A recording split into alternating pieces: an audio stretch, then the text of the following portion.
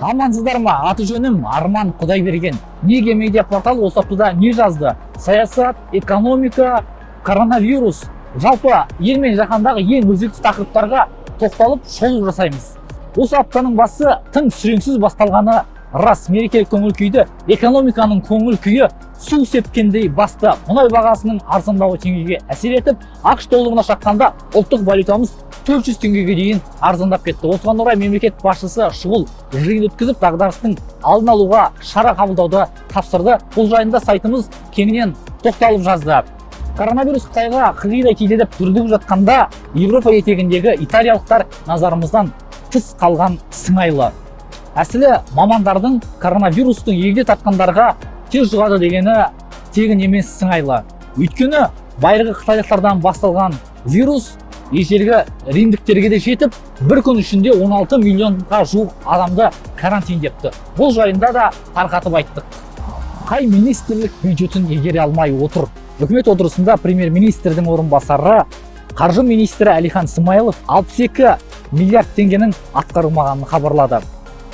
Оның 10 миллиард теңгесі ғана үнемделген сома болса, қалған 52 миллиардты қай министрліктің егере алмай отырғандығы біздің назарымыздан тыс қалған жоқ.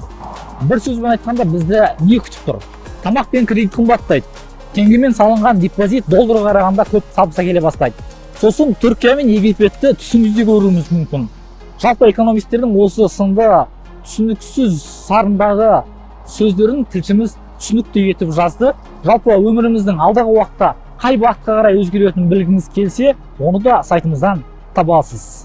Келесі тақырыпты сөз етпес бұрын экрандағы бейне жазбаны көріп алайық. По нашему прогнозу, где-то с 11-16 у нас должен быть все же наконец-то появиться коронавирус в стране. Шыны керек, бас санитарлық дәрігер Жандарбек Бекшиннің коронавирус жайлы айтқан дәл осы болжамы жұртты дүрліктіріп тастады. Біз қалай түсіндік, нені түсіндірдік, оны да сайтымыздан табасыз. Коронавирус есігіңізді қағып тұр. Сәрсенбінің сәтті күнінде Алматы қаласы әкімдігінің баспасөз орталығында коронавирустың таралуына қарсы әрекет ету шараларына байланысты баспасөз конференциясы өту керек еді. Журналистер жиналып сақадай сай отырғанда баспасөз конференциясының болмайтындығы жөнінде хабар жетті. Оның себебін ешкім түсіндірмегеннен кейін осы тақырыпты жазғысы келіп әкімдікке кеткен тілшіміз коронавирус Бекшиннің есігін қағып тұр деген тақырыпта мақала жазып келді. Туризм қауіпті болған кез. Ол заманда бұл заман жаһан кезіп саяхаттау қауіпті болады деп кім ойлаған? Әсіресе бар мүмкіндік дамыған біздің ғасырда. Қазір дәл осы туризм әлемді тақырға отырғызып, байды тақырға айналдырып, кедейді тақымға басып кетуі әбден мүмкін. Неге дейсіз бе? Неге сайты бұл жайында тарқатып жазды. Путин саяси пәктікке ие болды. Ел президенті тағында өле-өлгенше отыруға бел тәрізді. Ел билігі жуырда жаңа конституция қабылдап, президент билік тізгінде отырған бұрынғы мерзімнің күшін жойды. Енді Кремль қожайыны тағы да кем дегенде 12 жыл тағында отыруға мұрсат алды. Ал біз тақырыпқа шығарған саяси пәктік термині Австрия журналистері жазған отты мысқыл болатын толығырақ сайтымызда. Мамоновтың қылмыстық ісі неге құпия? Ақпанның соңында біз Ақтөбе облысы әкімінің орынбасары Руслан Мамоновтың қамауға алынғаны жайында жазғанбыз. Тырнақшаның ішінде Нұр-Сұлтан қаласында іссапарда жүрген Мамонов біздің жазбамызды жоққа шығарып ресми мәлімдеме жасады. Ал сыбайлас жемқорлыққа қарсы іс-қимыл агенттігі біздің ақпарымызды растап отыр. Шынында да Мамонов қамалды, оның неге қамалғанын, қандай іс бойынша айыпты болғандығын білгіңіз келсе, сайтымызға кіріңіз. Қытай коронавирустың емін тапты. Сан ғасырлық тарихы бар Қытайдан осы күні шықпайтын нәрсе кемде кем. Күллі әлемнің өндіріс ошағына айналған аспан асты елі коронавирустың емін тапқанға ұқсайды. Таппады дейін десек, әккі саясаткер Си Цзиньпин басын бәйгеге тігіп Уханға бармас еді. Осы жөнінде инфографикаға негізделген мақаламызды оқып көріңіз. Бір үйірге бір айғыр, 10 тауыққа бір қораз.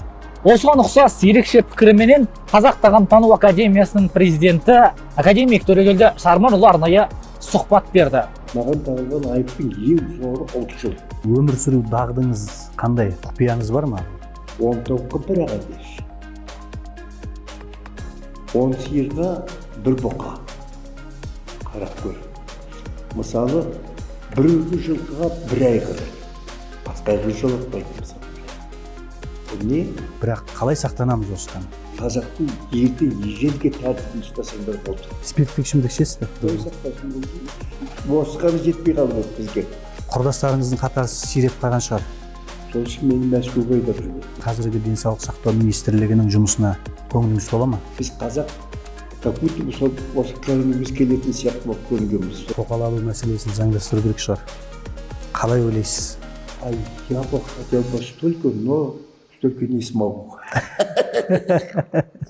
90 жылдық мерейтойын тойлағалы отырған академиктің қалай тамақтану керек, коронавирустан қалай сақтану керек жөніндегі құнды пікірлерін біздің сайтымыздан табасыз. Неге KZ медиа порталы ашылғалы бері толық бір мезгіл, яғни қысты ғана өткердік. Осы уақыт ішінде қазақ тілді аудиторияға тәуір ақпар таратқан сыңайлымыз. Жүз таныс, өз таныстарымыз әңгіме арасында сендерді кім қаржыландырады, кімнің сойылын соғасыңдар деп жиі сұрайды. Мені ғана емес, редакциядағылардың бәрін осы сұрақ мезетті, тіпті бас редакторды да.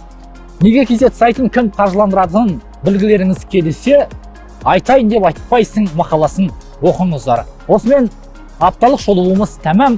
Келер аптаға дейін аман болыңыздар. Құдай берген армандарыңыз орындалсын.